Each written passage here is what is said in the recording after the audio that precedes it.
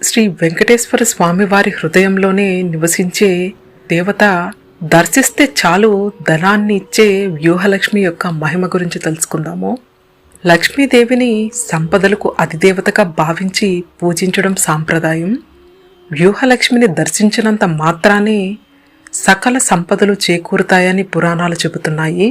తిరుమల శ్రీవారి గర్భాలయంలో వెలసిన మూల విరాట్ వక్షస్థలంలో శ్రీ మహాలక్ష్మి ప్రతిమ ప్రతిష్ఠించి ఉంటుంది. అందుకే వైకుంఠనాథుణ్ణి శ్రీనివాసుడని పిలుస్తూ ఉంటారు. శ్రీ మహాలక్ష్మికి వ్యూహలక్ష్మి అని తంత్రశాస్త్రంలో పేరు. ఇది ప్రపంచంలో ఏ దేవాలయంలోనూ కనిపించని తంత్రశాస్త్రపరమైన విశేషమని అంటారు. ఒకానొక సమయంలో తిరుమలలో వెలిసిన శ్రీవారు ఎవరు అనే ధర్మ సందేహం కలిగిన సందర్భాల్లో భగవత్ రామాంజుల స్వామివారు సాక్షాత్తు వైకుంఠనాథుడిని వైకుంఠం నుంచి భూలోకంలో అవతారమూర్తిగా అవతరించారని స్వామివారికి శంఖం చక్రాలను ఏర్పాటు చేసి పచ్చకర్పూరంతో తిరునామం పెట్టి వక్షస్థలంలో వ్యూహలక్ష్మి ప్రతిమను ఏర్పాటు చేశారని స్కాంద పురాణంలో వెంకటాచల మహత్యంలో వివరించబడింది.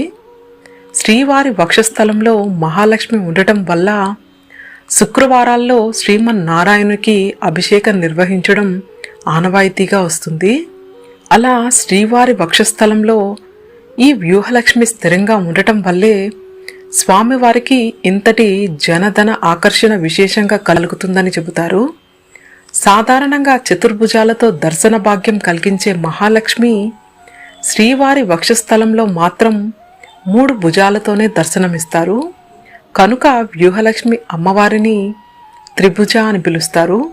అదే అమ్మవారి శ్రీవారితో ఉన్నప్పుడు 4 భుజాలతో పద్మాలు అలంకరించుకొని పద్మాసనంలో కూర్చుంటే పద్మంలో కూర్చున్నట్లుగా మనకు దర్శనమిస్తారు. ఈ వ్యూహలక్ష్మిని దర్శించుకునే భక్తులకు కోరిన కోరికలు తీరుతాయని విశ్వసిస్తారు. ఈ వ్యూహలక్ష్మినే స్వర్ణలక్ష్మిగా పూజిస్తారు. కొన్ని విశేషమైన సేవలు, ప్రత్యేక సేవలు జరిపించుకున్న సందర్భాలలో ఈ వ్యూహలక్ష్మికి అలంకరించిన పసుపు ప్రసాదంగా ఇస్తారు. ఈ పసుపును నుదుటన ధరించి ఇంట్లో ధనస్థానంలో ఉంచుకుంటే సిరి సంపదలు వృద్ధి చెందుతాయని అంటారు.